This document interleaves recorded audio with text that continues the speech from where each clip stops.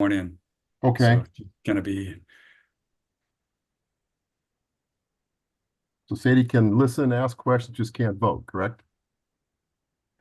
that's correct. And so Okay, it's gonna be, We're all set. very good. Thank you. Good evening. Welcome to the December meeting of the North Fork Conservation Commission. My name is Greg Young. I'm the chair of the commission. And this open meeting of the North Fork Conservation Commission is being conducted remotely, consistent with Governor Healy's executive order of March 29th, 2023, an act relative to extending certain COVID-19 measures adopted during the state of emergency.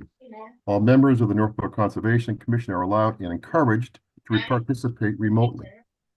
The order allows the North Fork Conservation Commission to meet entirely remotely, so long as reasonable public access is afforded so that the public can follow along with the deliberations of the meeting. The public is encouraged to follow along using the posted agenda unless the chair notes otherwise. Members of the public who wish to view the live stream of this meeting may do so by going to Northborough Remote Meetings on YouTube via the link listed on the agenda.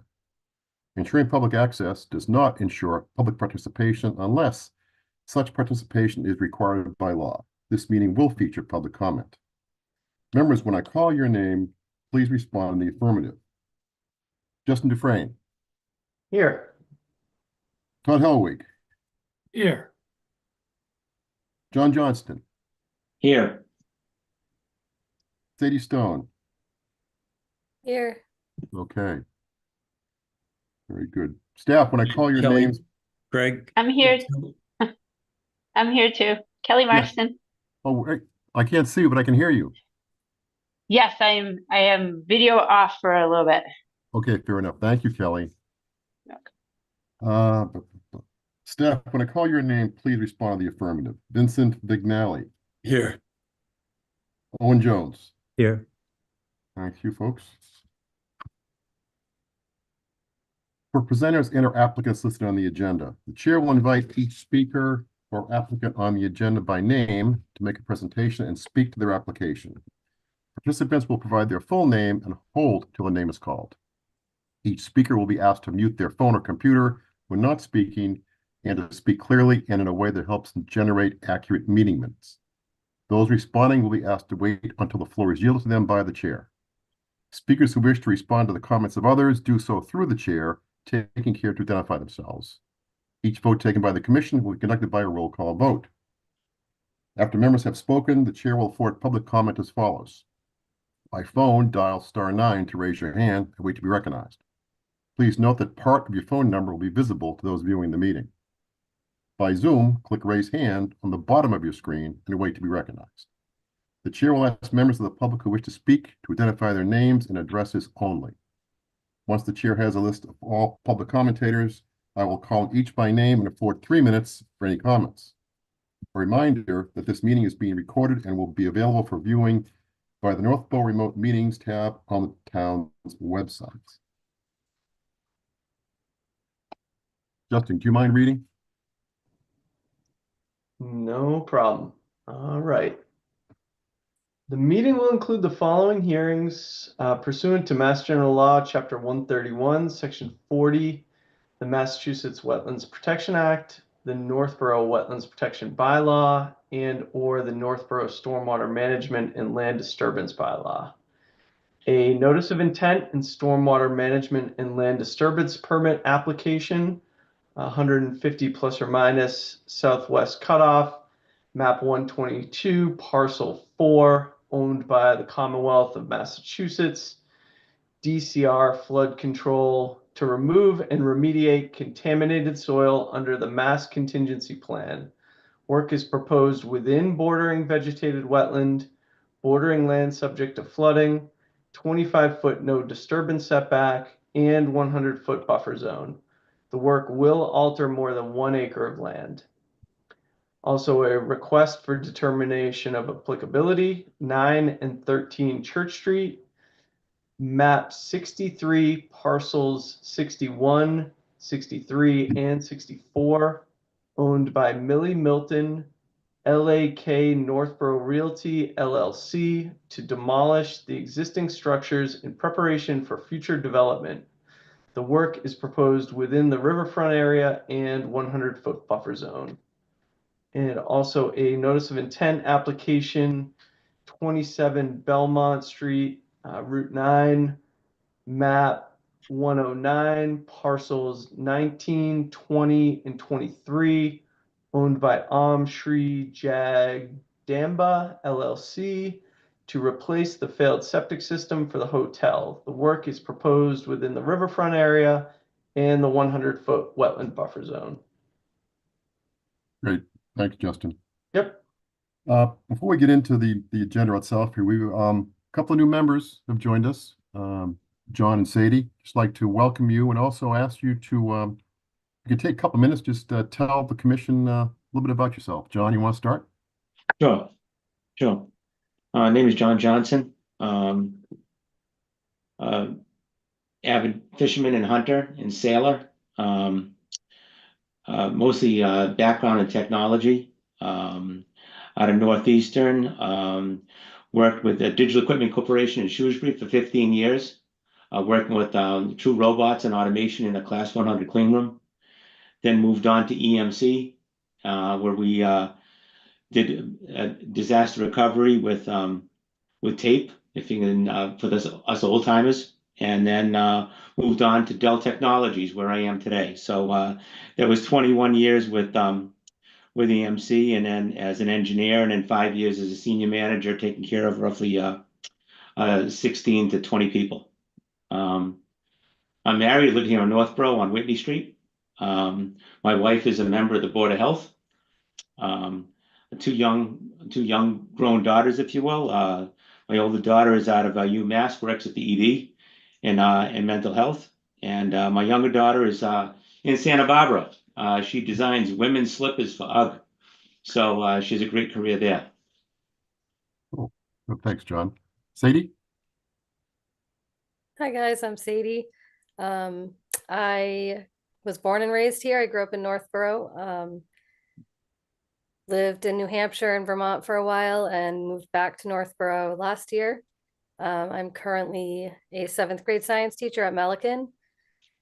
And I've had a lot of different careers in the past. So teaching's relatively new. This is my 5th year teaching. Before that, I was working in a lot of environmental fields, doing research and ecology and different things like that in California, all over the place. I was trained as a wildland firefighter and did that for a while up in Maine and New Hampshire with the Nature Conservancy.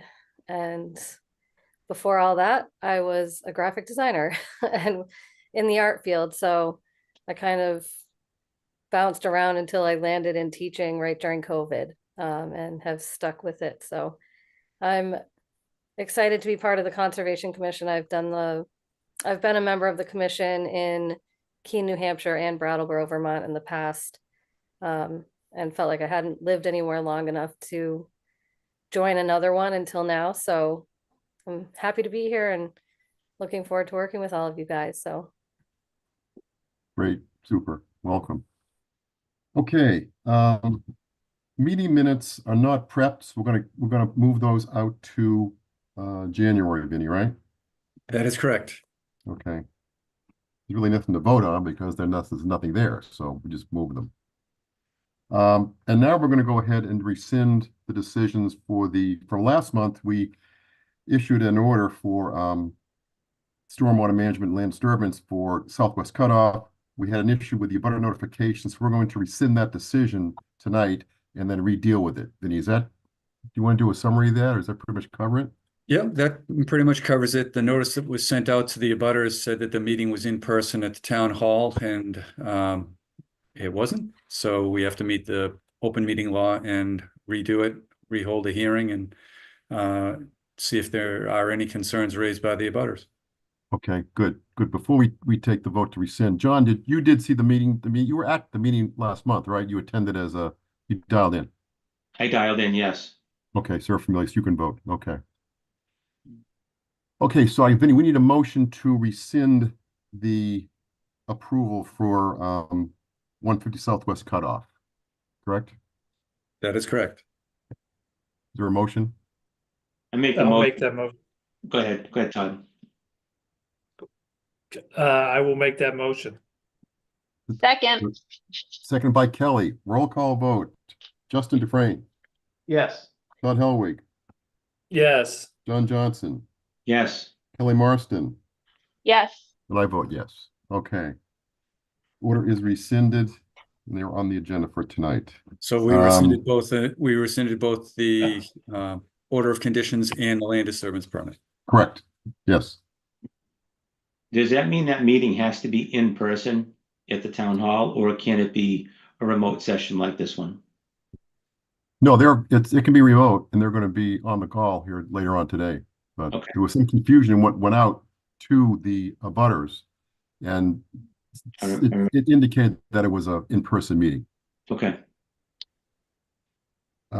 Okay, Vinny, first one on the agenda here is 329 Crawford Street. The note I have from last month is that we're looking for a new plan on that one. Yeah, I had documentation submitted to me late last week, and I don't know if Vito is there and if he wants to speak or whether we just continue this. Vito's here, he's got his hand up. Yeah, that's So good. Yep. I'm going to bring him in.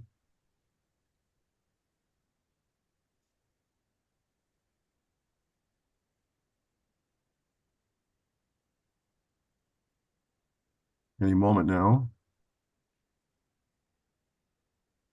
There we go. Welcome, Vito. All right. I'm Vito Colonna, Cornerstone Engineering. I just want to go over briefly of what changes we did make, and see if there's any comments from the commission, see if there's anything we can take away. Let me just share the screen. So essentially from the last meeting, to address Vinny's comments, we've expanded up. Essentially, one of the biggest things we did was expand out a lot of these basins as they roll down the hill, Mhm. so we can capture and infiltrate more runoff. So we have, less runoff in the post-development conditions, far less than the existing condition, and especially the lower storms, the 2, 10, 25-year storm. We added in these trench drains running across the driveway to help capture a lot of that runoff before it gets down to Crawford Street. And right now, these basins at the bottom, essentially the stormwater management system will contain all runoff that flows to them through the 25-year storm. We begin to get some overflow during that 100. We added in, just for reference, one of the comments the commission had was to add in the driveway design from the abutting lot right down in there. And then I think the only kind of question I had was basically we updated the waiver list, and one of the waivers we had asked for on that waiver list was about treatment for a portion of the driveway. This tail of the driveway right here, it does not flow to the drainage system. And it was noted in the review letter that treatment would be technically required. So we asked for a waiver from that standard for this particular portion of the driveway. It's about 700 square feet, and it's designed essentially to sheet flow off into the grassed areas and then ultimately through the wooded areas. We still control the peak rate and volume of runoff in those directions. It's just treatment for that section of driveway. And being a residential driveway, the treatment, there's not too many pollutants. Think of your own driveways at your own personal houses. There's not too many pollutants on your driveways, especially this being remote where it's going to flow through, grassed areas, then wooded areas before it actually reaches a down gradient property line. So that was one update to the waiver list. And then other than that, it's just essentially upgrading a lot of these basins in the stormwater system down near the bottom. And then a lot of documentation that was asked for in the letter. So those are really the updates. I didn't know if there was any additional comments the commission may have, or if there are any opinions on the waiver request for that section of driveway. What about, wasn't this one of the ones that had to have an agreement with DPW about runoff to Crawford Street? So on this one, we need a driveway permit. And actually, DPW does not actually have any driveway regulations that require anything with stormwater. But they did review and they did comment on the letter, on the plans, and as part of the driveway permit, and they recommended a 25-year capacity for those basins. But they actually don't have anything in writing, a regulation. They just offered that as an item on their review. Okay. Yep. Vinny, how are you set? Have you ever had a chance to review everything, or you still have questions? No, I have not done a second review. It looks like he's addressed all the comments. The idea of the pavement going off into the grass, then into the wooded area makes sense. That's similar to a low impact development filter strip. So we may be able to just evaluate that and say it is a filter strip. But it seems reasonable to do on a simple residential lot. Okay. So do you feel we need to continue, or can we vote this, or what do you think? Yeah, no, we need to continue because I haven't finalized it, but I don't see that there's any big issues that need interpretations. I don't think. Okay. Unless I'm missing something, Vito. No, I think it's pretty straightforward now. It's just a matter of you double checking what we did, and if we have to come back with something else, there was a lot of items in there, so. Yeah. Okay. Yeah. And what's your construction phase? You're just going to be using the. Yeah. So we were going to use this one essentially as the temporary basin, and the intent was just build the berm end of it during the initial phase, and use that natural area. And then once construction's over, they can dig out that bottom, remove any sediment, plus an extra 12 inches of soil, and then construct the bottom of the basin. That would allow us to contain essentially this whole upper pad within that basin. It has a lot of capacity in there. And then the basins along the bottom, right now what we were thinking was kind of leave that more of natural during the initial phases, and then construct that once we get, the driveway rough through and, a little bit further into construction, rather than open it all up at once, leave it more of a natural area to start, and then after come back and install those basins. Good, that sounds right. And that's in your construction sequence then, right? Yep. Okay, yep, I haven't read it, so I Yep. apologize for that. Okay. No, I know there's a lot there, so a lot to go through. I know that. Yep. Let's get any questions, comments from the commission on this. If not, we'll see if we have any public comments. I don't see any hands up. Okay. Okay, so Vito, it sounds like we're gonna continue this to January, yeah? Yep, That's that sounds right. great. We need a motion to continue stormwater management permit for 329 Crawford Street to January. So moved. Is there a second? Second, Second by Kelly. Roll call vote. Justin Dufresne, Yes. Todd Helwig, Yes. John Johnson, Yes. Kelly Marston, yes. and I vote yes. All right. Well, thank you. Have a good holiday, Vito. Thank you. too. Well, I'll see you later Good on. night. I have one at the end too. Okay. We'll see you then. All right. Moving along to the NOI and stormwater management and land disturbance permit for Southwest Cutoff. I believe we have Mr. Lowell's with us. Bring you in, Robert. And Mark, I got a Mark Manganiello, LEC. yes. And Leslie Lombardi, Okay. Mark Manganello. Is there? Yep. Mark's coming in. Leslie's coming in. I Once think you do that's it. it.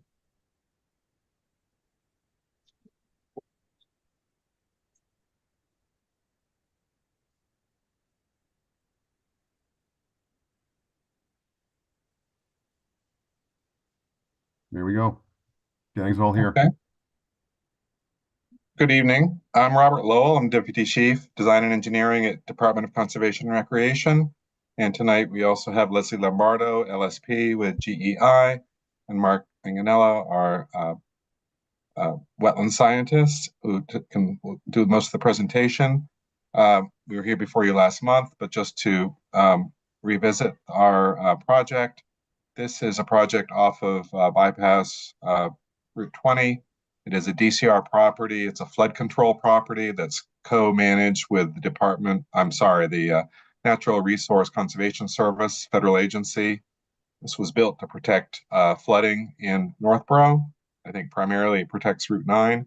But when the property was purchased, it had a auto dump, auto parts recycler, if you will, back in the 60s. And so there were car parts from the 50s and 60s, a lot of surface dumped material, and also material that got into the wetlands. DCR has removed most of the surface waste, the auto body parts, should I say, and the tires and surface material, but there's a lot of soil that still needs to be addressed. So we'll go over the remediation plan and restoration plan. DCR does not have any further development plans for this property at all. It's going to remain as a flood control property, open for passive recreation.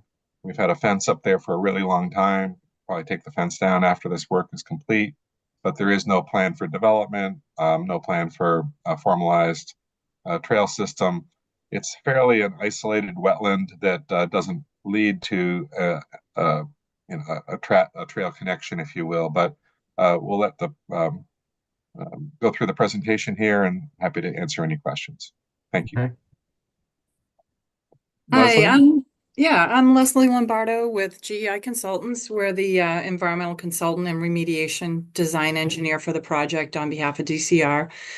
Just wanted to give a brief overview of the regulatory history of the site contaminants, and then the plans for cleanup, and then I'll turn it over to Mark, and he'll talk more about the impacts to the wetland resource areas and plans for restoration. I do have a site plan I can share as I talk. I know Mark will share probably the same plan. Let's see. Do you see the site plan? Yeah. I do. Okay, great. So the approximately 9-acre project area was initially identified in 2000 as a Mass DEP listed disposal site under the Mass Contingency Plan, which is those are the regulations that specify the requirements for notification, assessment, and cleanup of contaminated properties. As Rob said, the site was used by a private property owner in the 50s as an auto salvage yard and for dumping, and so that resulted in contamination to soil and some isolated dumping areas. Those are really the areas in that fuchsia color were sort of these discrete dumping areas that were identified. And that resulted in contamination, of course, to the soil in those dumping areas, and also to the sediments in some of the down gradient wetlands. The primary contaminants in soil and the wetland sediments are metals and petroleum hydrocarbons. Since 2000, under the MCP, DCR conducted several investigations to assess the nature and extent of contamination to support development of a cleanup plan that will be protective of human health and the environment. And as required by the MCP, an evaluation of several cleanup alternatives was done, and excavation and offsite disposal of contaminated soil from these source areas and contaminated sediment from the wetland areas was selected as the best, most effective alternative, because it will remove source area contamination and result in what's called a condition of no significant risk under the MCP to ecological and human receptors. So the plan is to excavate those fuchsia colored and aqua colored areas, backfill those areas with clean imported material, revegetate and restore to pre-existing conditions. As required under the MCP, the cleanup plan will also require that this portion of the property have a deed restriction placed on it to restrict future residential uses of that area. And it will require post-cleanup groundwater monitoring to evaluate the effectiveness of that removal of contaminated soil and sediments on groundwater quality. And at that, I will turn it over to Mark. Mark, do you want me to leave this up or do you want to share? I'll share mine if I could. Okay. Yep. I'm Mark Manganello with LEC Environmental Consultants. I'm just going to get this screen going here.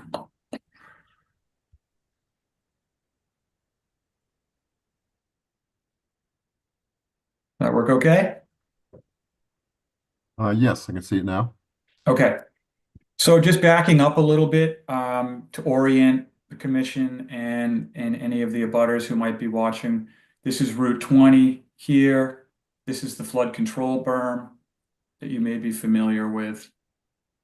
Tomlin Hill Road, Davis Street to the north. The site is in this general area here. It's part of about 200 acres, as Rob indicated, a flood control area. It's this larger property that includes this flood control berm structure. Let's see. This is back to Leslie's graphic here, just to touch on wetland resource areas associated with this project.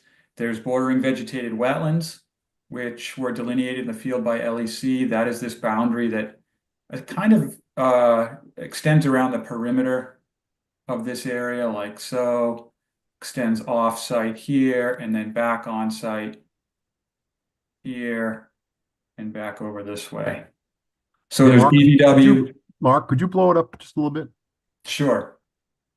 Let's see. How's that? That's good. That's a little better. Yep. Better? There are also several isolated vegetated wetlands you can see on here, these small green outline polygons.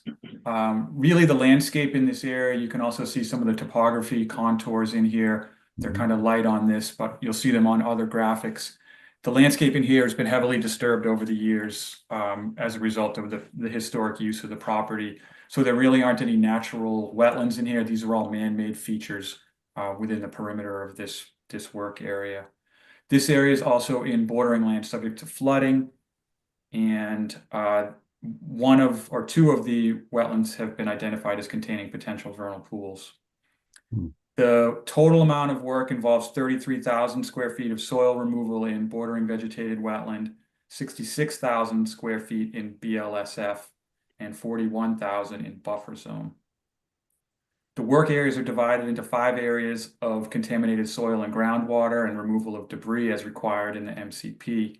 As Leslie alluded to, I'm going to pull up the site plan now.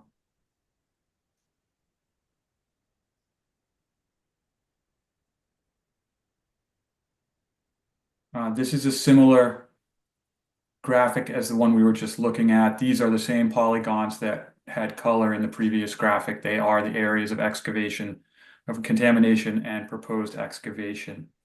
They're broken down as the wire dump area, the municipal dump area, electrical component, debris and bottle dump area, and north and south burn areas.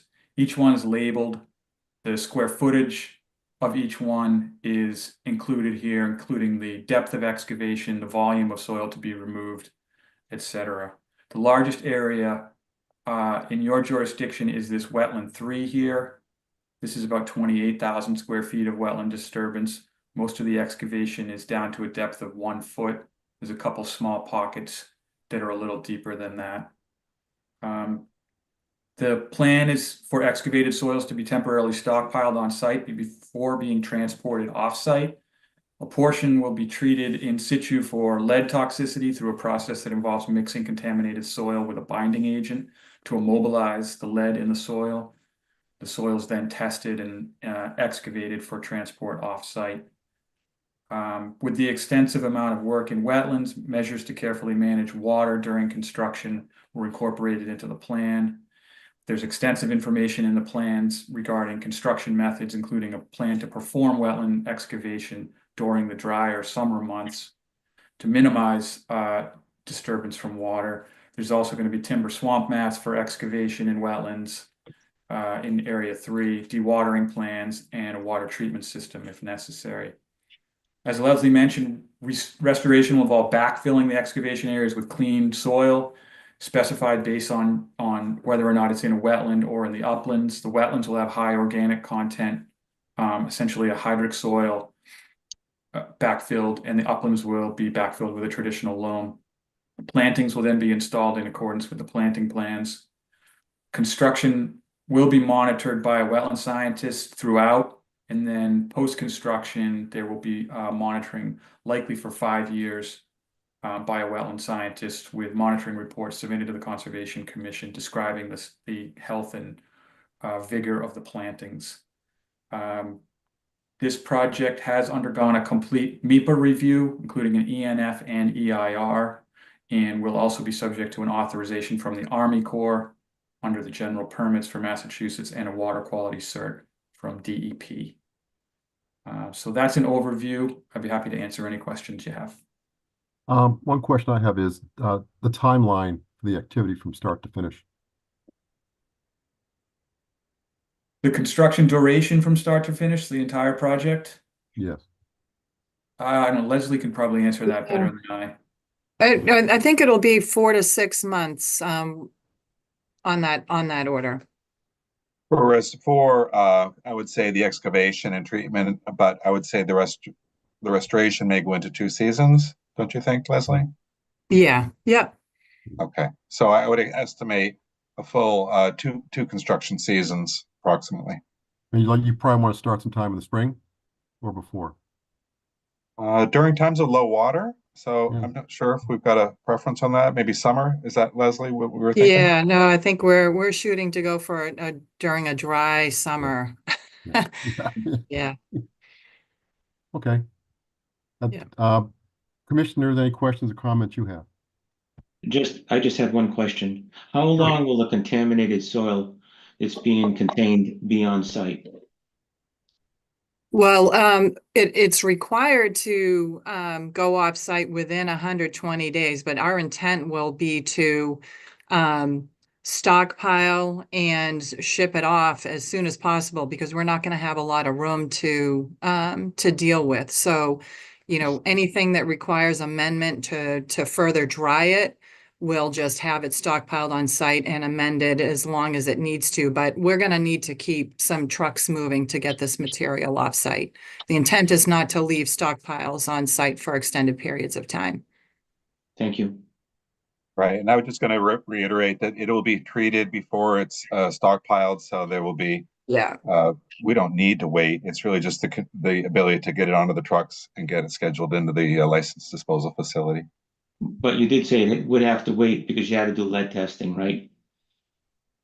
Well, that's pretty quickly. I mean, it's the areas that require treatment for lead in situ before they're excavated. The subcontractor goes in, amends the material, and they're able to test it right away. So we'll have answers within days. And Okay, then good. once that's cleared, it can either be loaded out, direct loaded onto trucks, but if it's wet, we may need to stockpile it and amend it further to dry it. So it just depends on how wet the material is. Thank you. Any other questions from the commission, comments? I think Mark mentioned that there'd be a wetland scientist on site. Will that LSP be on site during this also? Yeah, an LSP representative will be on site absolutely full-time during construction. And just wondering, I guess, with that, Leslie, if you guys were assuming kind of 1 foot of soil would be excavated out, if you find that there's depths or a vein that maybe goes down deeper, will you be chasing that down and potentially excavating more? Or Yes. So the depth of excavation in each area was predetermined by sampling ahead of time. But at the same time, once we've removed that designated amount of material from each area, then we collect confirmatory samples to confirm that we've achieved the cleanup criteria that's been established. So if we do not achieve that cleanup criteria, then we'll take more material out if it's needed. So just get as much out till it's clean, and then you're bringing in clean material after. Right. Okay, Yeah. thank you. And DCR will have representation on site as well too for the full job. Any more questions from the commission? Comments, concerns? I got one quick question here. I noticed I drove by there today. I noticed activity there with a bunch of folks in fluorescent vests from like Davy, D-A-V-Y maybe? Is that connected with this activity or is that something separate? I don't It's- think that, No. unless that's you, Leslie. I do know No. there is another project that is being prepared for actual raising the berm on throughout the property for climate resiliency. And there was some survey to be going on. It's away from this area that we'll be working on is the dam itself that's part of the property. And I think that there's some survey that might be going on related to that. That's could have my been it, 'cause best guess. There was no equipment. It was just several guys with some, Yeah. skating around. so- Yeah, if I Yeah, they jump may be in, looking at wetlands as well too, at the same time. Okay, good. yeah, Greg, you said it was Davy tree, so there was an identification of a emerald ash borer in that area. And so I think they were out looking at trees, looking for the emerald ash borer and possibly the Asian longhorn beetle. But Davy Okay. tree has been around the water, around town, all the areas around central Mass for years, looking at the longhorn beetle. And there was a sighting of the oh no, I'm not the emerald ash borer, the spotted lanternfly Yes, okay. was the bug of I concern just this wondered, time. I just knowing this was on the agenda, I wasn't sure if it was related or not, so fine. Yeah. Okay. I've got hands up in the audience. Lisa Maselli. Lisa, we want to have you talk. Lisa, you there?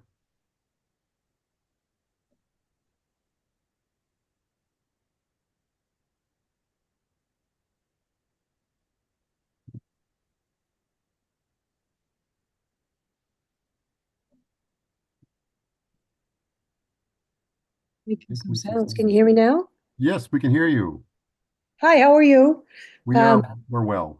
I'm supposed to be your liaison. It's been a while since I've been here, so I'm interested in just the deed restriction that you talked about and keeping it. Is this going to be just used for recreation use and never again for residential, commercial, or industrial use? Correct.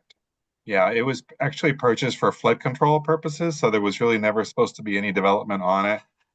This was a pre-existing use when the state bought the property, the auto parts. But there is no plans for, future development. The restriction is for, new drinking water wells, and Leslie could be more specific about that. But it's really about future uses of the air that we're cleaning up, which will be suited for woodland. It'll be fine for passive recreation, but it's not suitable for redevelopment. Right. The cleanup criteria that we are using does not meet residential criteria, but it's suitable for a passive recreational use. So the deed restriction will restrict residential uses of that portion of the property. But just residential, it won't be both, it won't take commercial and industrial into account? Or when it was residential, It would cover all categories, Lisa. There will be no development here for sure. It's not meant to be, loophole to allow industrial. There will be no development here. It's supposed to be undeveloped so that it provides storage for when it really rains. So that's where has a place for the rain to go. And how long ago was it not used for this purpose of looks like a car situation, auto repairs or something? Yeah, it was more like a scrapyard because they had sorted wire, they had sorted glass, they had sorted materials. But Leslie, do you have a history date of that? Is it the Yeah, 50s? it was at something in the 60s, because I think it was in the 60s so it was from the 50s through maybe the early 60s, because I think DCR took the property in the 60s. Thank you. Okay. And could you give me a little bit, I looked at the maps, but is there something else closer to the site that I could recognize where it is off of 20? It's on the Yeah. bypass 20, and it's just a little north of the mall entrance for the Wegmans complex. Okay, okay. That's right, because you don't really notice anything there because you're driving There's a down. gate, yeah, and then you'll Yeah. see a grassy, kind of a grassy area. We keep it mowed all the time, but that's really the only thing. That's the only activity there is the mowing. And Lisa, there's a small pull off there too. You could, a couple of cars could pull off into. You notice that? Okay, so it's on the west side of Southwest Cutoff. Yes, it is. Yes, yes, on the way to Shrewsbury. Yeah, because it looks like there's a green gate of some sort, and then kind of a Yep. big berm. That's right. That's a very attractive area when it's all green. All right, great. I'm glad I tuned in. There's a lot of interesting things going on. Getting this taken care of is lovely. Thank you. Super. You all set with your question here? I am. Thank you. Okie doke. All right. No other hands up, I see. Okay. So Vinny, if we have no other issues, we can move ahead to close the hearing and take a vote here. That's correct. We close the hearings and then move on. Yep. I'll take one more look here since we had some butters. I don't see any hands up. Okay, need a motion to close the hearing on the NOI and stormwater management land disturbance permit for 150 Southwest Cutoff. So moved. Is there a second? Second, Second by Justin. Roll call. Justin Dufresne, yes. Todd Helwig, Yes. John Johnson, Yes. Kelly Marston, Yes. and I vote yes. Hearing is now closed. Now we need a motion to issue a notice of intent. Vinny, any special conditions on the NOI or the order? Yeah, no, we just have our typical 25 or so conditions in our orders of conditions, and the permit has, I think, 17, but there are a lot of repeats. But I don't see that we have any other, I didn't make any notes that we had any other conditions that needed to be applied to this. There's They're no gonna be erosion control, there's no reporting. erosion control devices here because we're in the wetlands here. We're working it, so. Well, there will be erosion control device or sediment control So that's what's devices going up. on the perimeter. So that one of the conditions is our typical one with it. They have to be inspected and approved Prior, okay, before good. any other work occurs, Okay, and they can't be removed until the upland area is stabilized and approved. okay. But that is one of our standard ones. So I think that's good. And there's also a requirement to report weekly and after every quarter-inch rainstorm, the site stability, make sure the work is protected or protecting the wetlands so that we're not getting runoff into the wetlands. Well, it's a very visible location too, so we're gonna make sure that we're transparent with everything, so. Yes.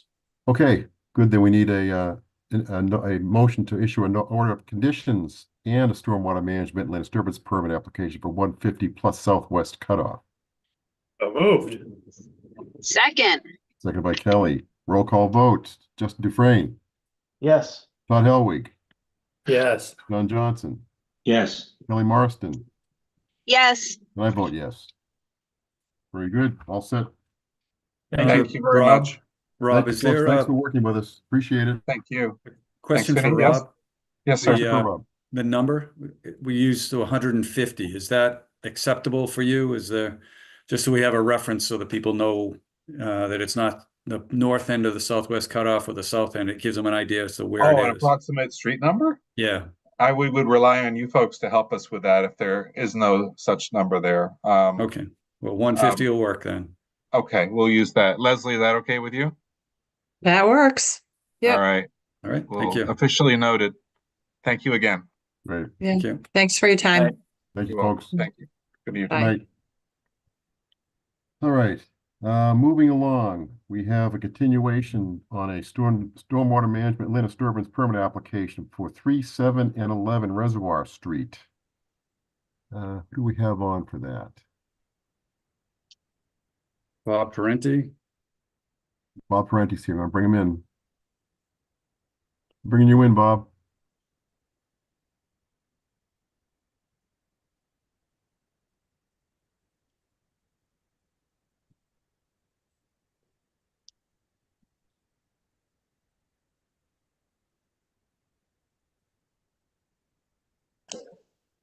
All right, I think I just unmuted, Mr. Chairman. Can you hear me?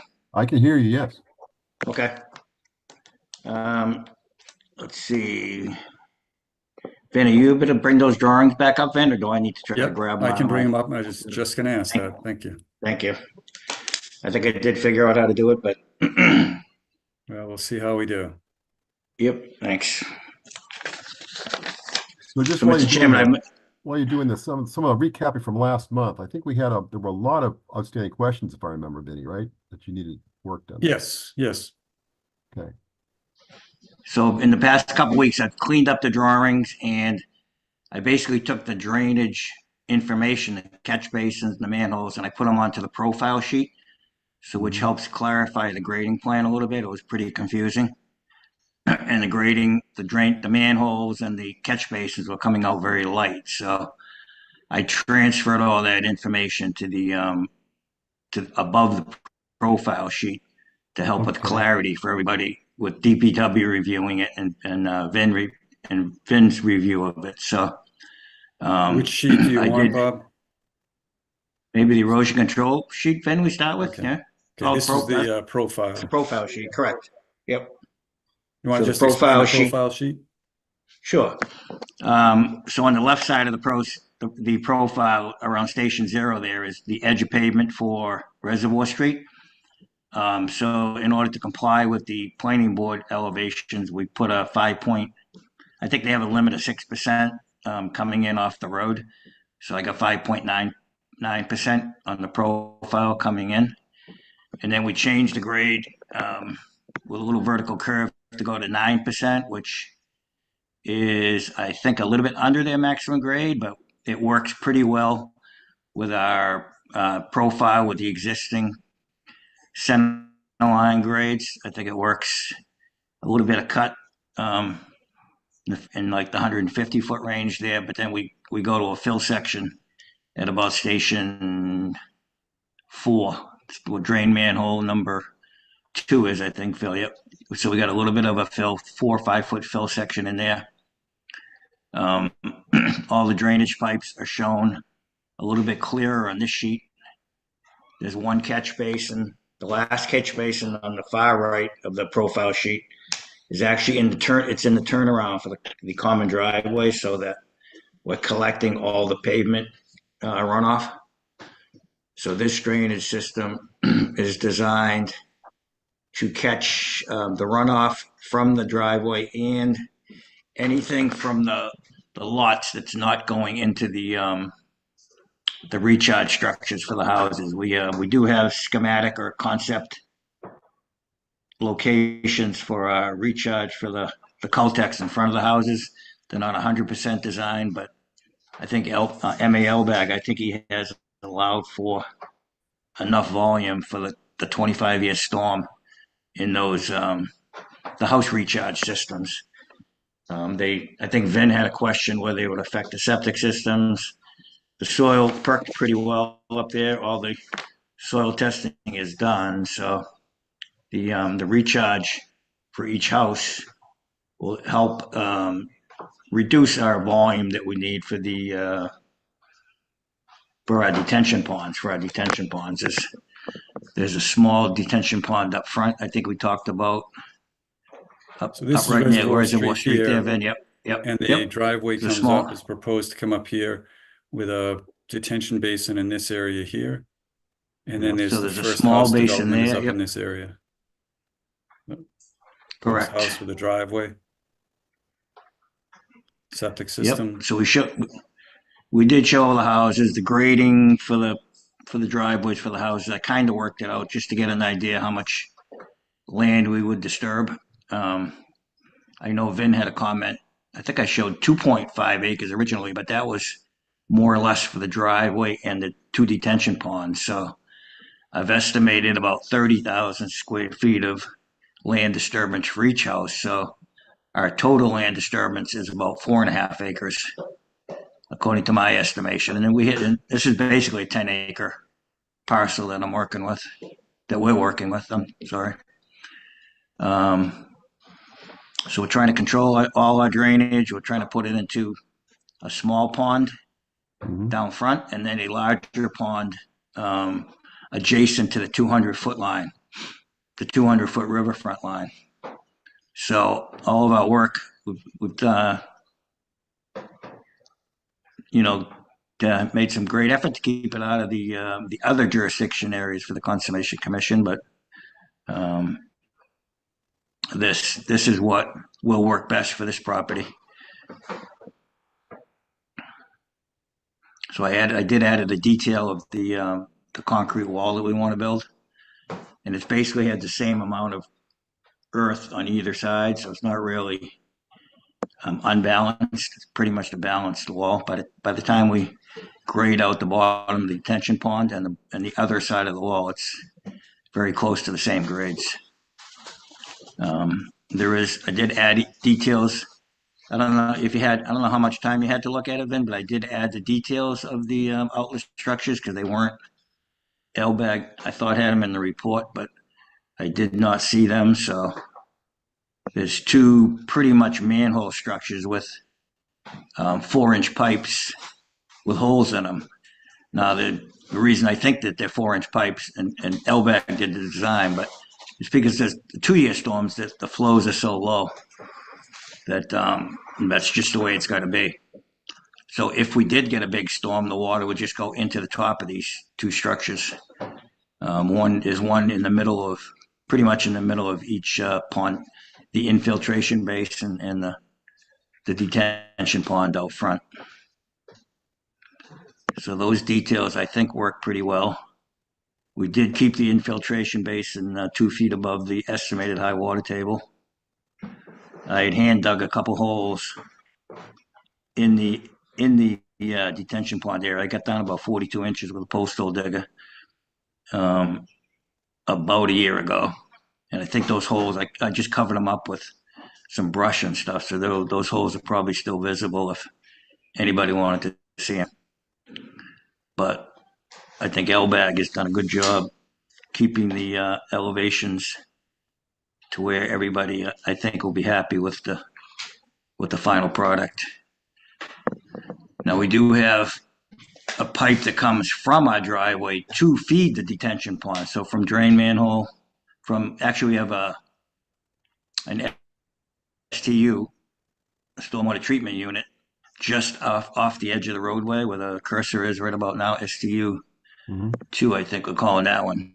So that STU will filter our low flows and keep the silt out in accordance with the stormwater regs, and then we will drain to a drain manhole 4, which just changes the direction a little bit, and we'll put another 15-inch pipe and let it discharge into the detention pond. So that length of pipe will be our construction access to the pond, because we're going to end up pouring concrete for the concrete wall.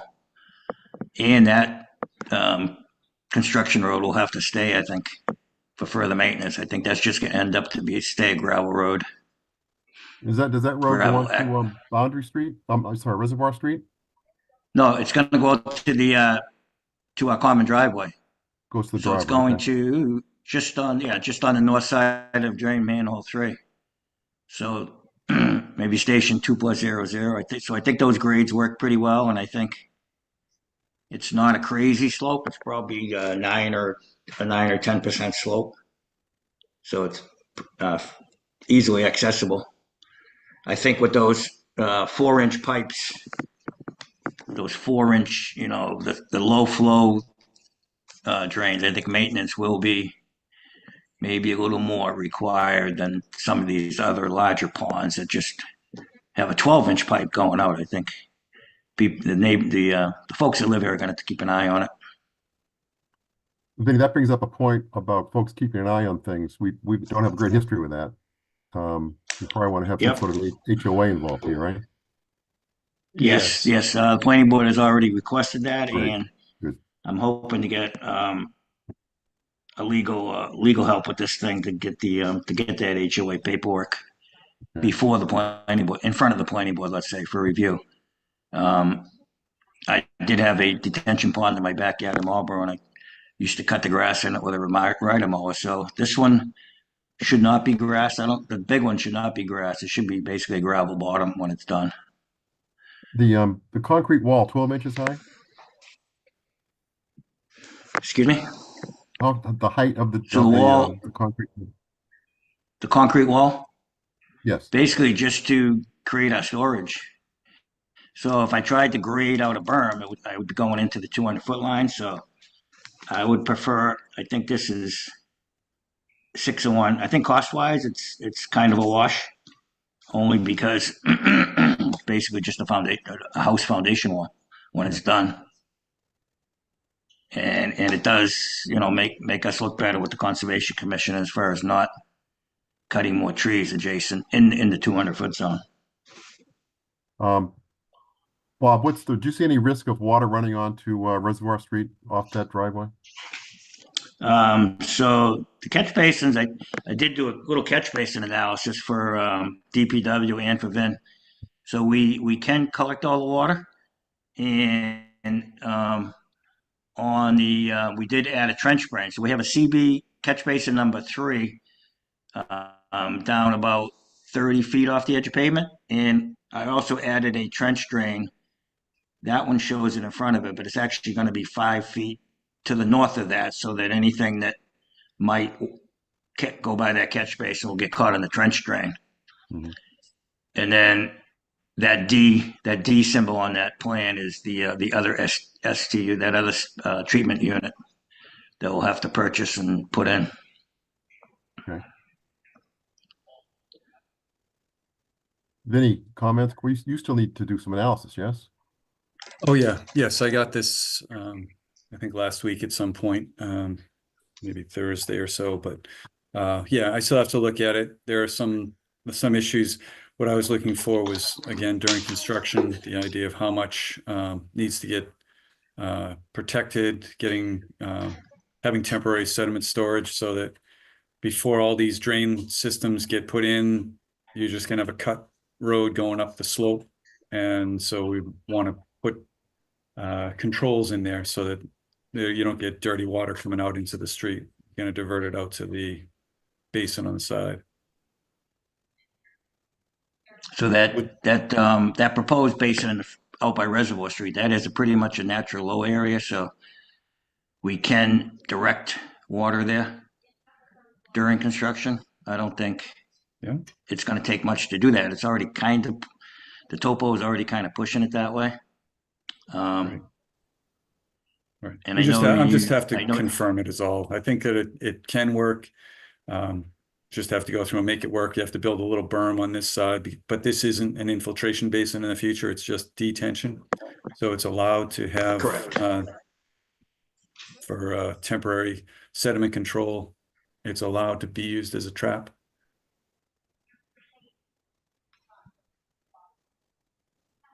Okay. So we are going to continue this meeting, Vinny, right? So you can get a chance. That is correct, yes. Any questions from the commissioners? Any comments? I got one hand up here. Michael Horgan. Michael, you should be able to speak any moment here. Hi, am I on? You now? are. We can hear you. Yes, sir. Okay, thank you. I'm at 17 Reservoir Street. We directly abut this particular project. Just a couple of questions or comments. The first is, this is a pretty long driveway. I'm curious where the snow storage is, where that's going to be plowed up to and stockpiled when we have a snowy winter. Is that somewhere that you have pre-designated, and where will that run off to? That's not specifically located on the plans, but that's a good question. I think at the end of the turnaround, it's going to have to be plowed to the end of the turnaround up at the top of the hill. In the intermediate spots, the existing driveways are going to have to be plowed. So most of the snow is probably going to have to be stored in each of the driveways. So it'll windrow off to the sides as you plow it, but as far as when you get up to the end of the turnaround, it's kind of like a cul-de-sac. So that's going to just have to be pushed further up. So it'll be the snow will drain onto this roadway, I think, as it melts, if that's your question. It's a pretty long driveway, so I imagine there's gonna be, if we get a foot or two snowstorm, which, I'm sure we'll have again at some point, that can result in a fairly large stockpile of snow. The second question I have or comment, I just want to back up a little bit. So these three parcels are being subdivided from 363 Crawford Street. There's a bit of land there that you're subdividing into these three parcels, but I really feel like it's missing the mark on what's happening with 363 Crawford Street. We contacted the health agent for 363, which is that remaining parcel that has a home or a house. And the town has no idea where the subsurface disposal system is on that property at all. So that's something that's sort of a big unknown. The second thing is that I didn't do any real, detailed engineering analysis, but I did go to the town GIS website, and it really appeared that there is no property or no area that's outside of the 100-foot buffer zone where, if that house is ever remodeled and needs to get a new septic system, where is that going to go? Where is that going to be located or could be located? Because it seems to be all within 100 feet of the wetlands, at least with the little measuring tool that they have on that GIS site. So I don't know what the actual requirements are and what kind of septic system can be placed within 100 feet of a wetland or a waterway.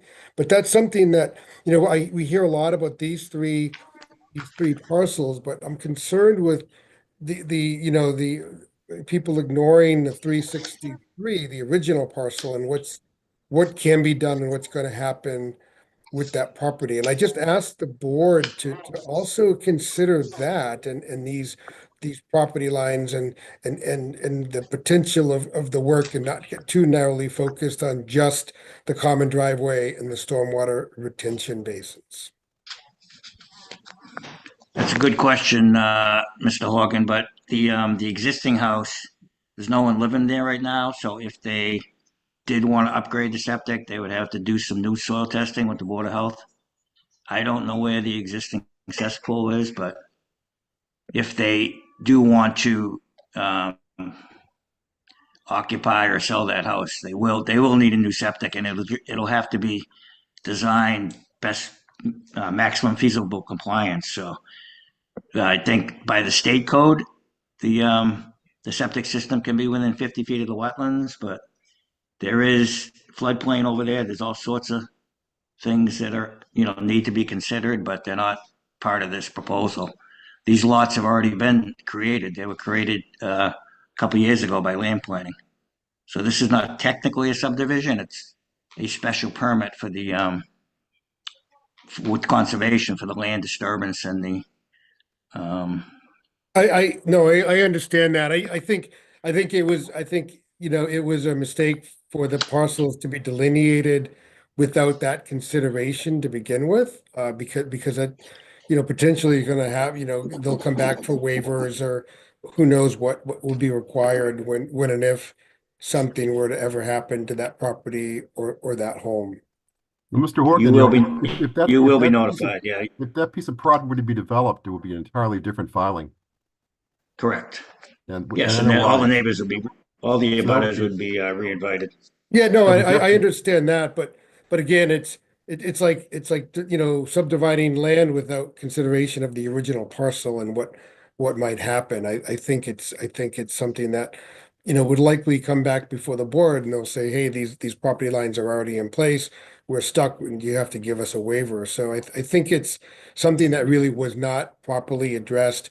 I don't know when these property lines were originally delineated. We were not involved in that. We never were notified of that. But I do think that that's something that has to be part of this consideration as an entire corner property with 363 Crawford Street, 3 Reservoir Street, 711, whatever the numbers are going to be. But it should be and just not to narrow our focus on just one thing, but there is a potential of an abandoned home or property or the town becoming liable, or it's just going to be a mess if you can't locate a septic system and do anything with that property.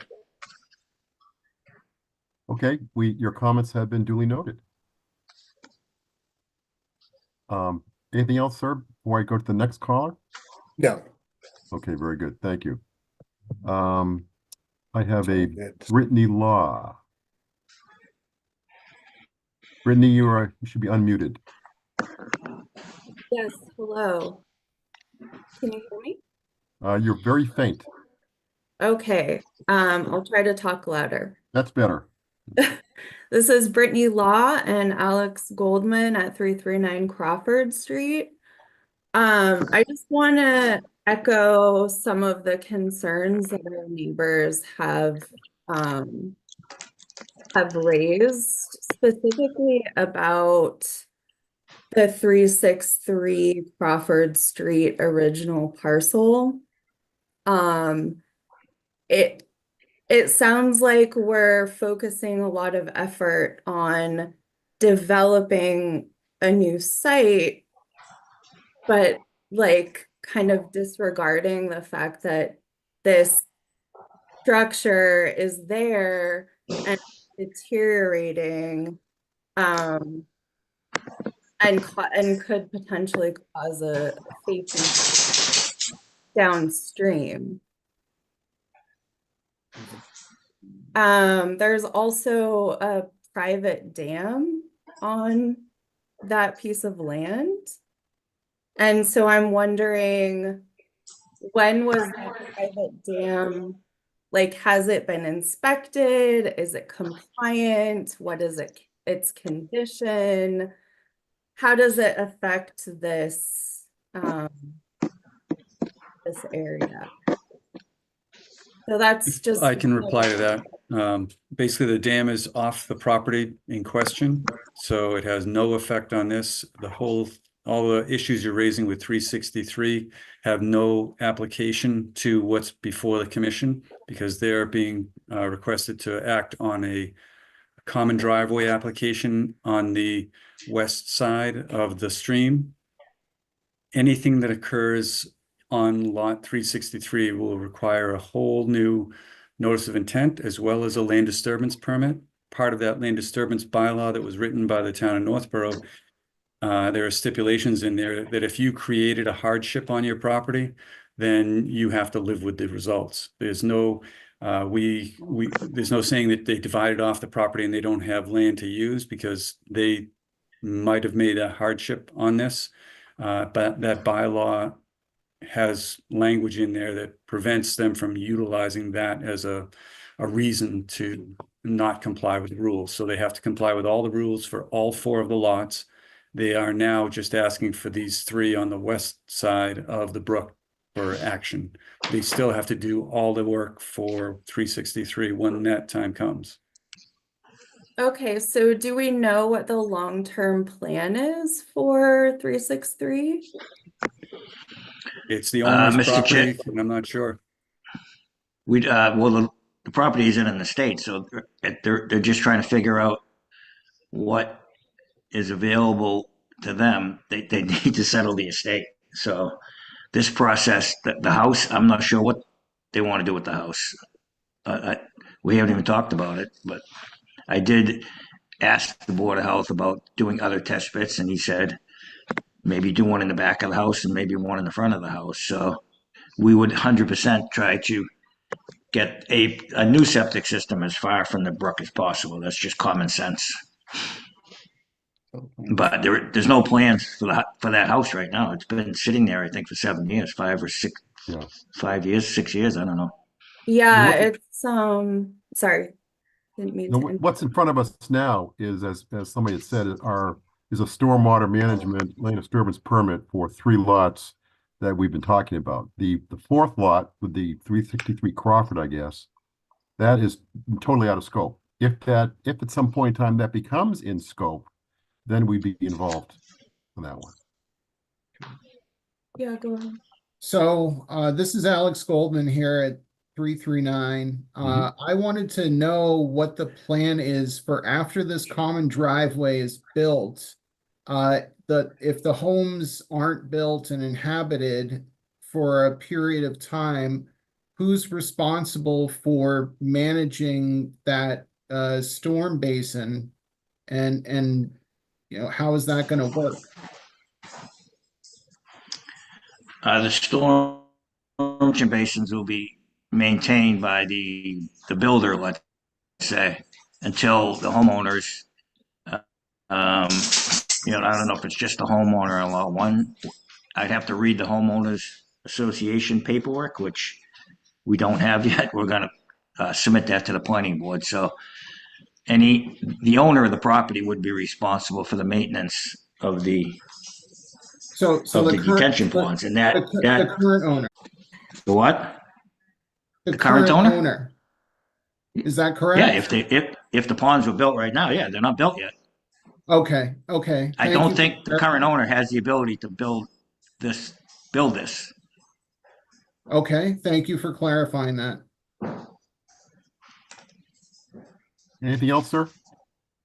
Yeah, I'm also wondering, so I'm taking a look, if you could scroll down to the land disturbance. I think the other plan bit? The other plan, you mean? Yeah, there's like a couple pages down where that one.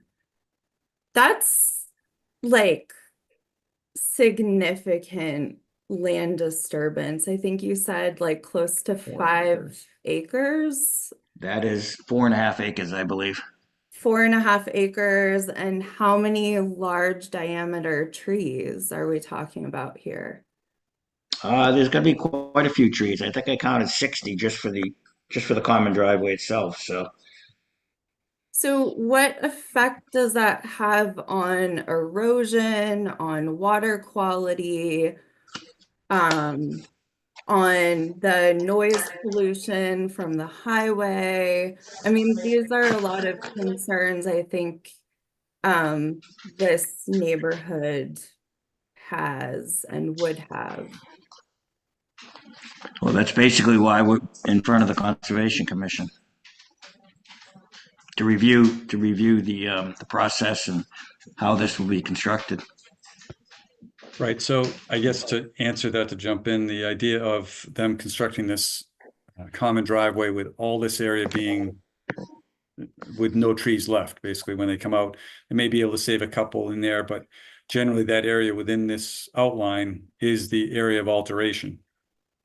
Part of the bylaw that's in place in the town is to prevent any erosion during construction, to get into the wetland resources here, and also to address any post-construction stormwater quality.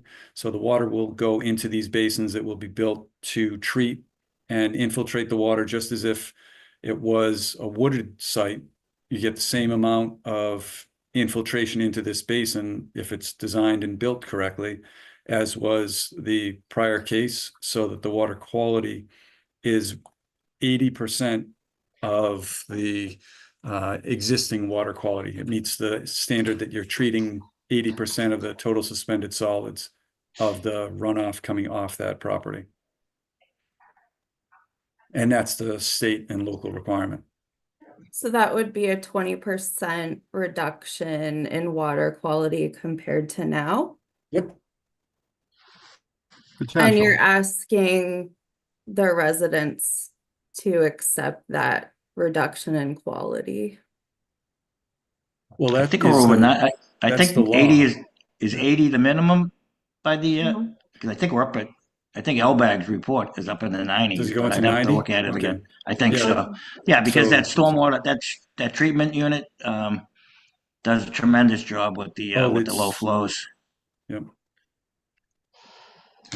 And I'm also curious, because you were talking about the runoff, like if in the event of a storm, snow, that runoff, those calculations, did they account for the land not having the current trees in place?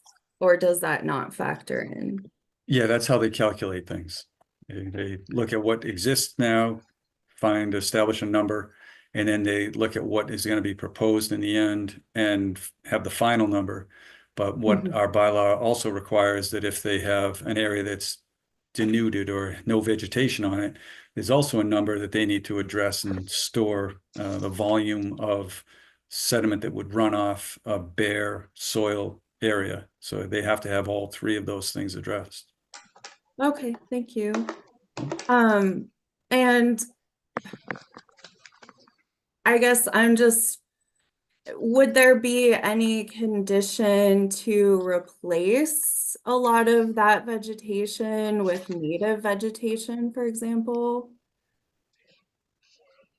Yes, yep. Part of our charge is that after construction is done, everything has to be stabilized with vegetation, or what's not pavement or house roof. There's got to be vegetation. Whether it's lawn or something else, it's kind of up to them, but also native vegetation is required in the basins and in the detention area. Okay. I think that is all of my questions for now.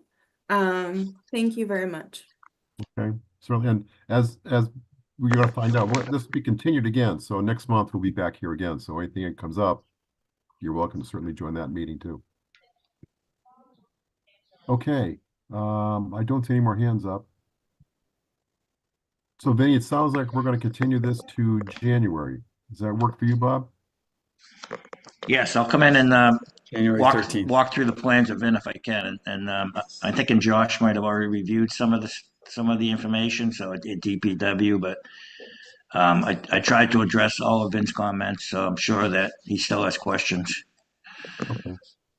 Well, you also Bob, you also might want to take into account some of the comments around snow storage and so forth there too. So. Yep. No, I think that would comment. Nope, I don't disagree. Okay. All right, then we need a motion to continue the hearing for 3711 Reservoir Street for stormwater management and land disturbance. To January 13th. To January 13th. So moved. Is there a second? Second. Second by Kelly. Roll call. Justin Dufresne. Yes. Todd Helwig. Yes. John Johnson. Yes. Kelly Marston. Yes. And I vote yes. Okay. All right. Thank you for your time, everyone. Thank you, Bob. See you next month. Vin, I'll give you a call tomorrow, and we'll try to get through those Yes. comments. Yep. Thank you very much. Okay. Thanks. Good night. Yep. Okay. Moving forward. 305 Crawford Street, continuation, another stormwater management and land disturbance permit. This is probably Vito. There he is, hanging out. Okay. Vinny, what's going on with this one?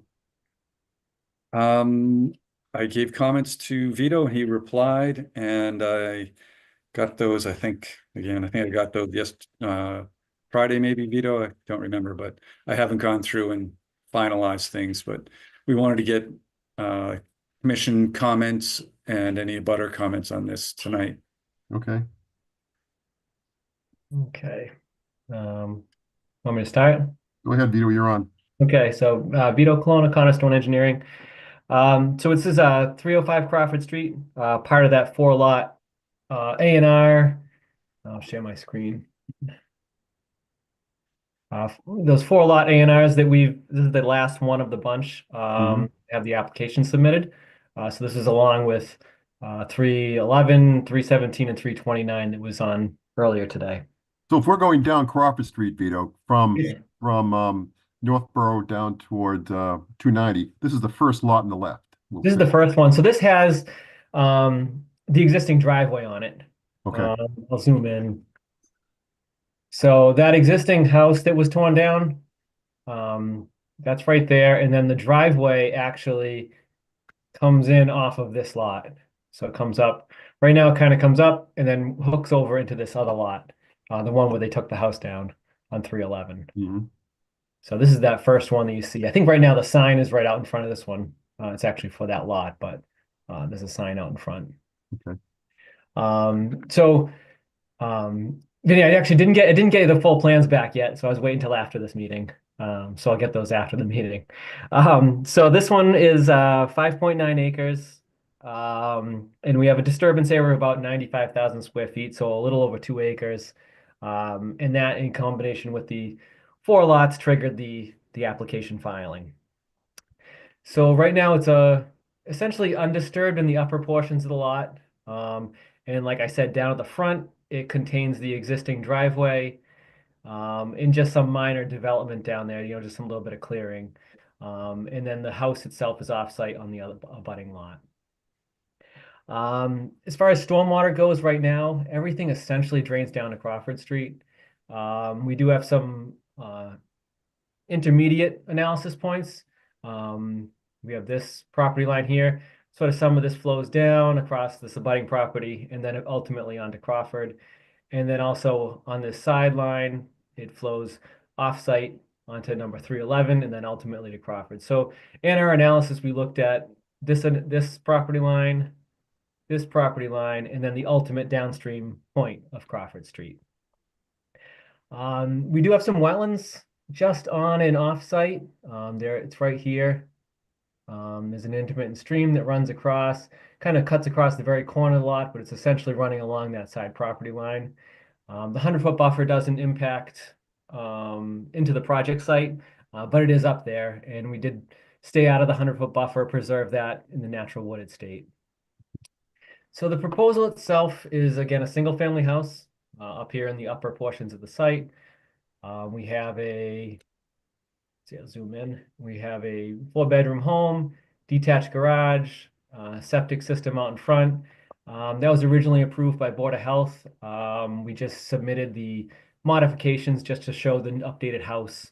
And they connected the garage actually to the septic also. So we just need those modifications through Board of Health. But the location and the sizing and everything had already been previously approved through the board. So we have a fairly long driveway leading down, kind of all the way down to Crawford. Just like the other ones, it is fairly steep, but it is the kind of the access to get up into that site. Vito, how long a driveway is it? I don't have the number offhand, but I'm going to say it's approximately 500 feet in that range. But I don't actually see, because this is about 100 feet, that bar scale at the bottom. So 1, 2, 3, 4, 5, 6. It might be a little more, maybe 700 feet. So it's a long driveway getting up there. But that gets you up to the top, the buildable area up in that top area.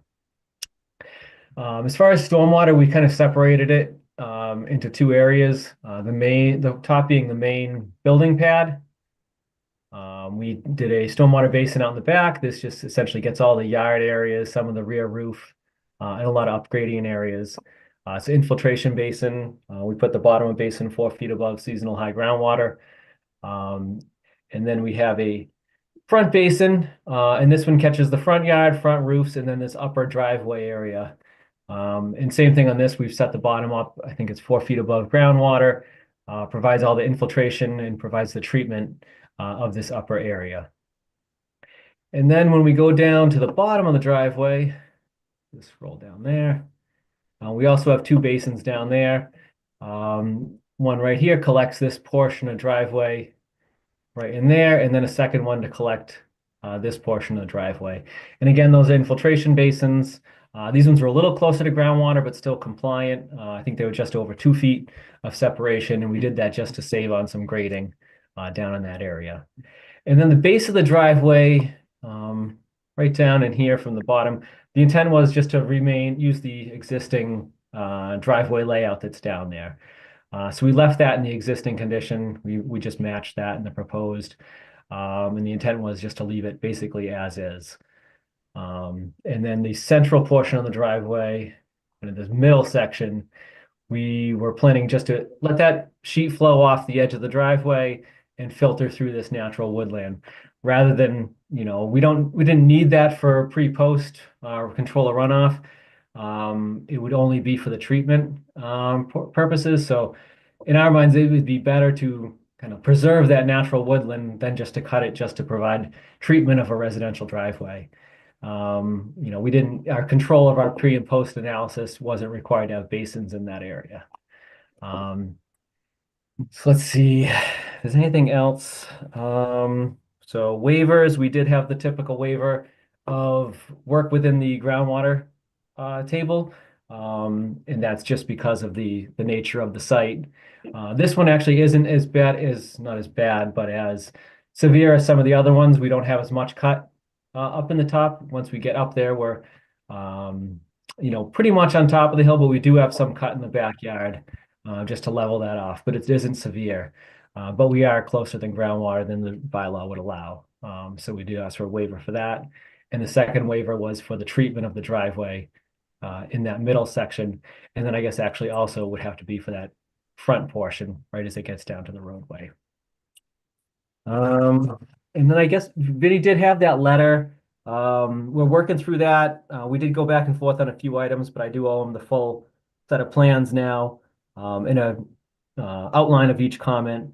There were only a couple comments that we were kind of going back and forth on. One, I noticed it down at the entrance.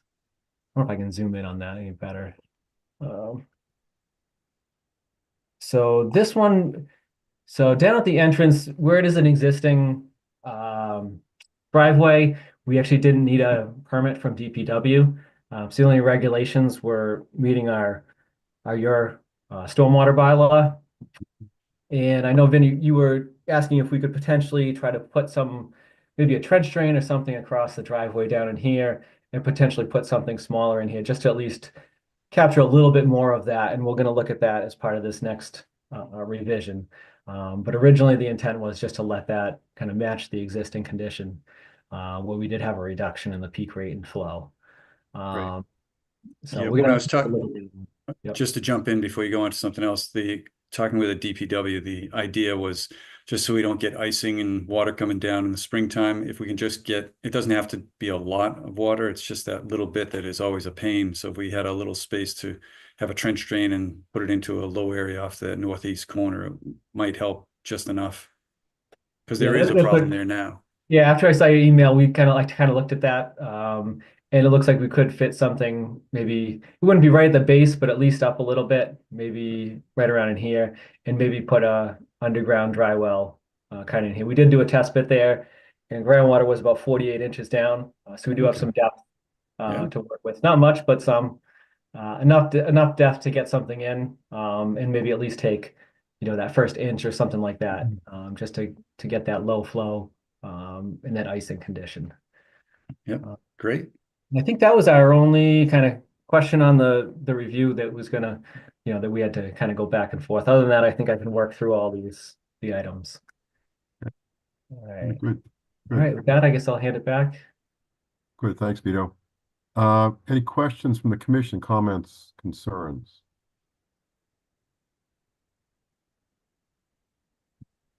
Okay. I don't see any.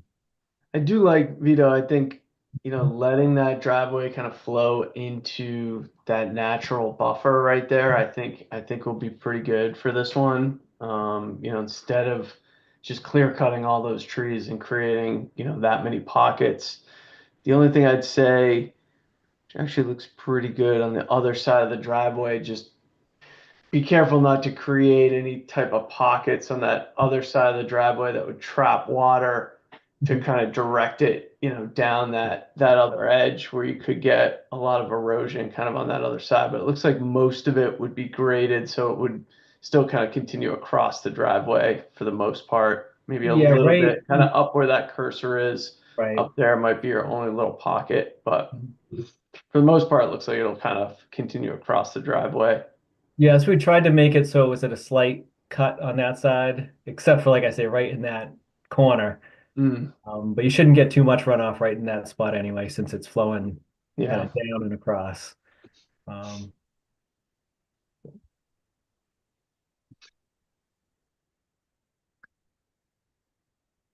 You all set, Justin? You're good? Okay, nodding heads. Yep. All right, I don't see any hands up from attendees in the audience here. Okay, so Vinny, we're going to continue this. We need a motion to continue the stormwater management and land disturbance permit for 305 Crawford Street to the January 13th meeting. So moved. By Todd, is there a Second. second? Second by Kelly. Roll call. Justin Dufresne, Yes. Todd Helwig,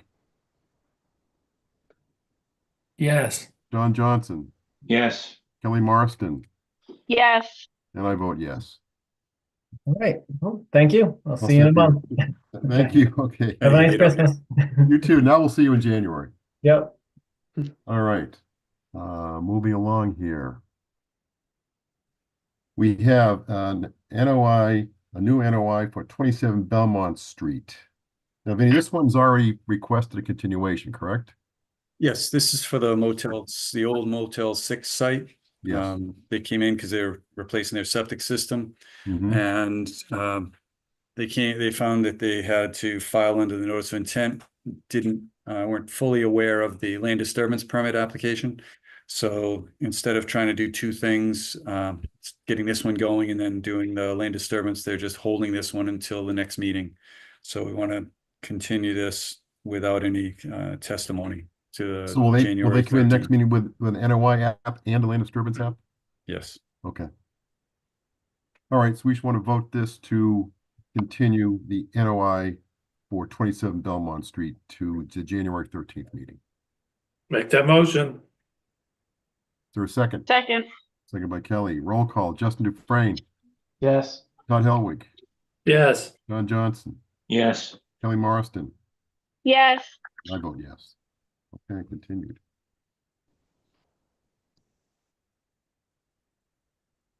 All right, an RDA for 9 and 13 Church Street.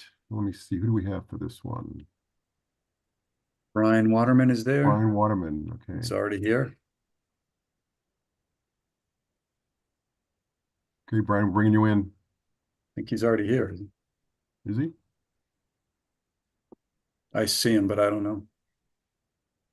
I don't see him. Okay. It's in process. He's in the etherware. He's coming through.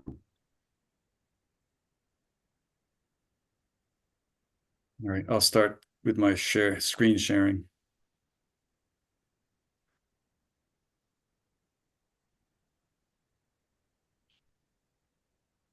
Brian, are you coming in?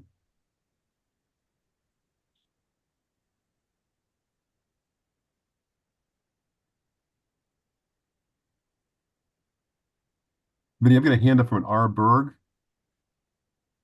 Yes, yep, that's one of the applicants as well. Okay. Okay, Brian's going to rejoin. And is Mr. Berg.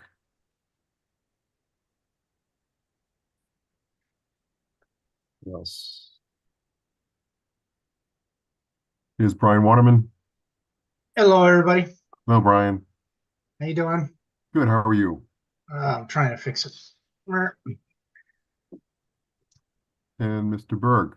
Doesn't Berger. Miss Milton? Robert want to come in? Berger. Okay. All right. Thank you. Very good. I'm just reading off the line here. There. No okay. problem. Very good. Thank you. Okay. So, Vinny, why don't you set us up on this one, then we'll turn it over. How's that? Well, actually, we've got a request for a determination for demolition work. I'll let Brian take the lead. I'll try to point to the right things as he's talking. Yeah, thanks, Vincent. We're here on behalf of, excuse me, LAK Northborough Realty. Vincent, do you have the little aerial exhibit that we could throw I up? think that's up on the screen. Do you not see it? Yeah, Yes, I can see it right now. It's an aerial. there we go. I don't know why I'm showing up as giant on this thing. There we go. So the project is located at 9 and 13 Church Street and also 40 West Main Street. Just to orient people, the intersection here, Route 20 and Church Street, the building right here on the very corner, that's the mobile gas station. The building to the north is number 9. That's the historic old fire station. Mm-hmm. And then there's a old single family home at 13. And No, it's the number other way 40 around. I mean, yes, 9 is the house and 13 is the fire station, sorry. Correct. And then number 40 West Main is a vacant lot. It has a gravel parking area and a old foundation on it, and it's, you know, covered in overgrowth right now. So that is the general location plan. If we can go to the proposed site plan. So the owner and applicant has a land development agreement with the town that was issued by the select board on August 16th of this year. And under that land development agreement is the demolition of the two buildings, the home at number 9 and the fire station number 13. And that work under the land development agreement has to be completed within 6 months of the issue of the permit on August 16th. Excuse me. So the idea is for the Capital Environmental is doing the environmental cleanup and demolition, would generally access the site at that construction entrance you see just to the south of number 9 and access the rear of the fire station building. Yep, where Vinny's hand is. And then demolition the building into itself, away from the brook. So everything will be collapsed into the building. And then I know there was a question about stockpiling, but the idea is the material as it's brought down would be loaded into trucks and taken off site to a disposal facility. Robert could expand on it further, but I believe there is some asbestos contained within the building. So that will be, you know, removed and disposed of under state and regulations. Exactly. The house, number 9, has very little asbestos containing material, but the bathroom has some joint compound that's positive. In the basement, of course, has the old furnace and some piping that will all be abated well before any permit is obtained from the building department to take that building down. The old fire station, or what now, since we voted on a new one, I'm calling the old fire station. Okay.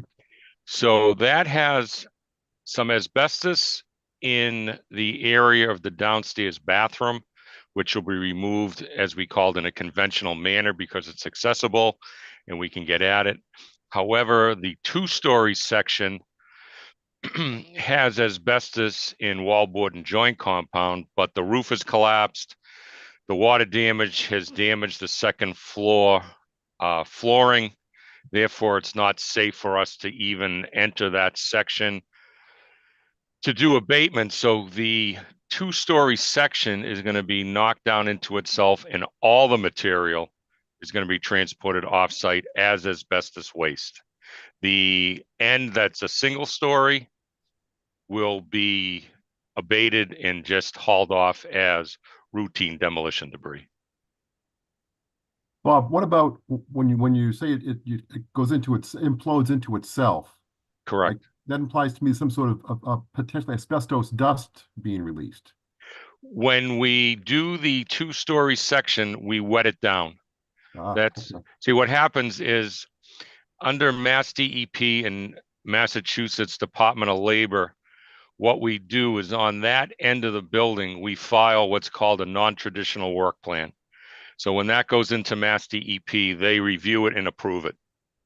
And they also have the ability, if they want, during any asbestos abatement, to come visit. Okay. So the 3 or 4 bay side, single story, it's conventional. It's labor goes in and removes it, builds a containment, takes it out. The other side will be the 2-story, will be brought down into itself and trucked away as all the material being asbestos, even though it's just wallboard. It's not the brick, it's not the block, it's not the roof. It's just the wallboard that tested positive, but there's just no way to put labor on that second floor to do it safely, because Yeah. I don't know if anybody's been by there. If when we went up to sample the roof, you can look right into the building from the roof. We've been by there a couple of times doing site inspections and so forth, but we can't see up that high up. It looks fine from the ground. Yes. The good Okay. news is the roof tested negative. That's good news. The less Yeah. is positive, that is good news. Yes. Okay, and Brian, this is an RDA just for the demolition. That is it. There's nothing Correct, beyond yes. that. Okay. Nothing Yep, beyond no, they're part of the land development agreement is they do the demolition and leave it as a pad site. And then within 18 months of that permit, they have to, they can apply for a multi-use. And that has to be fully permitted within 18 months from the date of Okay. that agreement. So there's going to be no fill. They're going to be, demoing the buildings and just returning that to grade. As you've seen, this is a flat site across it. It varies in elevation of only 2 feet. Mm-hmm. So it'll be left as a pad site. All that material will be removed off site, and then that'll be graded to existing grade. Vincent had asked if we could show a couple of temporary settling basins if they're required. We don't think with the way this site is going to be handled and the grades that are going to remain and the stabilized area that we'll probably need them, but we are showing some areas there. And then we added another gravel access area that Vincent has there, a tracking area, as there will be some vehicle access likely through that section as well. There are 2 catch basins That's near the old RT furniture. Right, Yeah. right. Okay. There are 2 catch basins near that entrance. So we've shown inlet sediment control devices in both of those off that's a 50-foot long track pad. So, and then we've added silt fence around the perimeter there.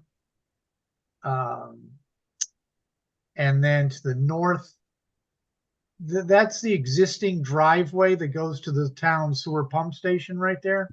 Yes. So right off the edge of the pavement, we've shown a combo straw wattle with silt fence, or Vincent had asked for another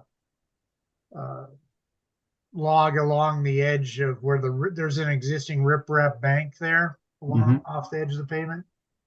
But again, it's so flat, but we have that, and there's a fence just to the south of Vinnie's hand there that's defining a limit of work. But if anything were to flow towards the north, it'd be a difficult process, but we do have that contained with the erosion control barrier. So, good. And then so the understanding with through the LDA with the town and under this permitting is that after the pad site is done, any future work, they have to file a new notice of intent. Right. And again, they need all that permitting that has to be done within 18 months.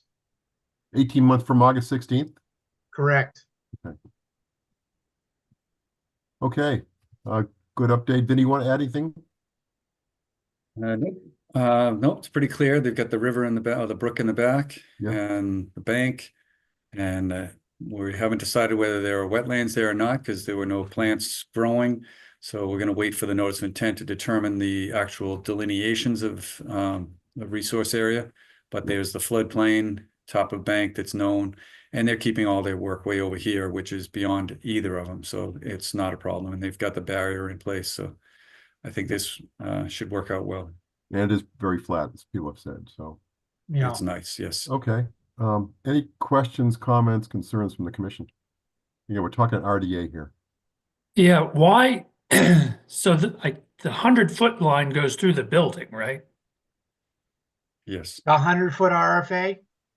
Yes. Well, isn't that so I guess the question is, I don't care all that much, but if you were to build this building, you would need an order of conditions. So why do you not need an order of conditions to bring it down when most of it is located in the buffer zone? It's under the Riverfront Protection Act. It's a grandfathered clause. If you're not filling or dredging or, altering that. That's why this would be filed as an RDA under that exemption, but any future work, they're gonna have to file a notice of intent, address stormwater and everything else that goes along with it. So this RDA is filed under that exemption just for the demolition work. Any future work, you're right, it's gonna require a full notice of intent.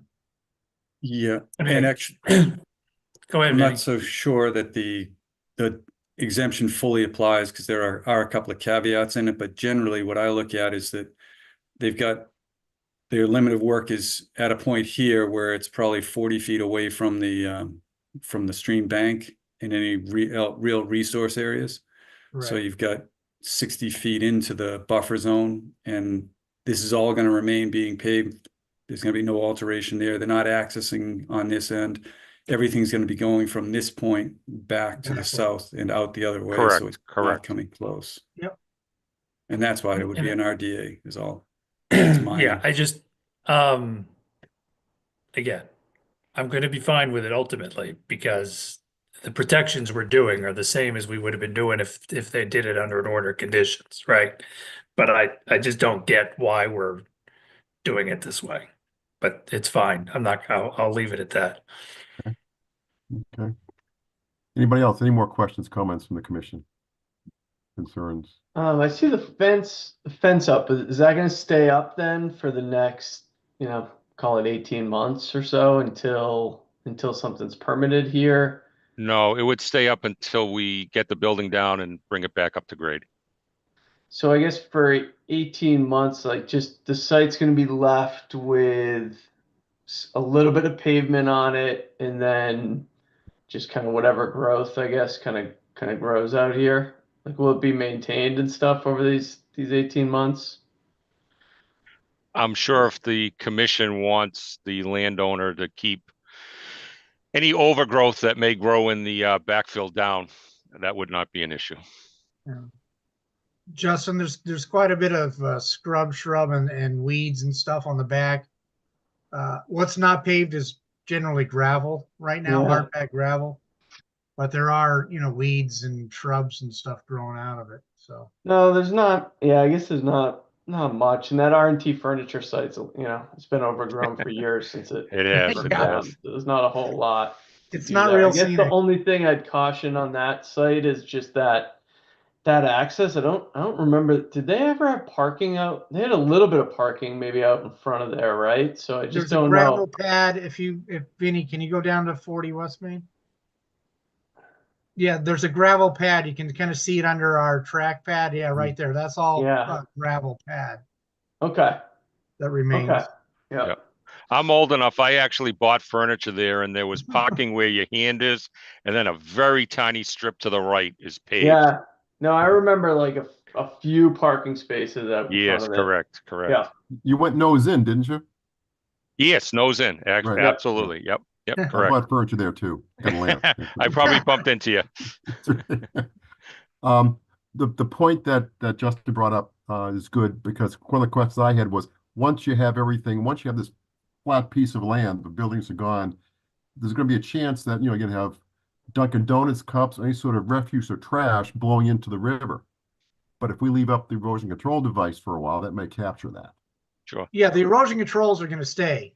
Good. It's the chain link fence that surrounds it would be Yep. gone for a little bit. The former RT furniture site currently has fencing, and that will stay. All right. Any more comments from the commission? Questions, concerns? Take a look if we have anybody from the attendees.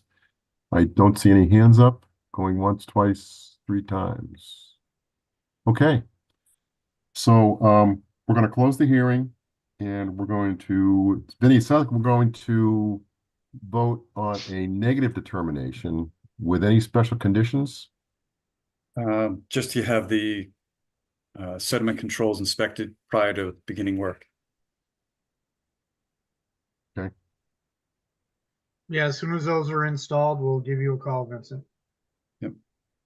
All right. We need a motion to close the hearing on 913 Church Street. So moved. Is there a second? Second. Kelly, you're 100% tonight. Roll call vote. Justin Dufresne, Yes. Todd Helwig, Yes. John Johnson, Yes. Kelly Marston. Yes. I vote yes. Hearing is closed. We needed a motion to issue a negative determination of applicability for 9 and 13 Church Street with any special conditions as noted by Vinnie. I think we're So minimal. moved. Is there a second? Second. Roll call vote. Justin Dufresne, Yes. Todd Helwig, Yes. John Johnson, Yes. Kelly Marston. Yes. And I vote yes. Okay. So thank you all.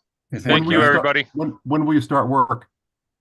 We will start the interior non-traditional once we have the demo permit, but the house will likely have the interior asbestos work done in December, middle of December, and the traditional bathroom in the firehouse will be done in December. And then we got to wait for the demo permit. And Vinnie, you'll be contacted on the control devices being established, right? Yes, yes. Correct. I'm sure you gentlemen already know this, but there's probably not a more visible location in town. Yeah, correct. No, not much. So, Yeah. good luck.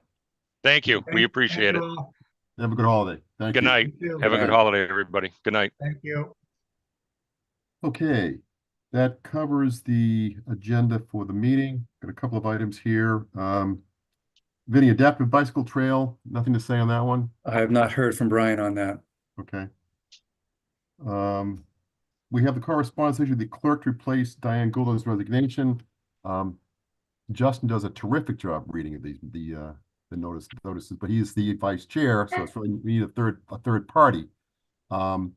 Any volunteers, any interest before we go forward? I know Dan was talking about it too, but we can wait till Dan comes back too if you want. But I'll volunteer if it gets me out of ever making a motion. Oh, I'm sorry, that I don't think that's a good deal for us, Kelly.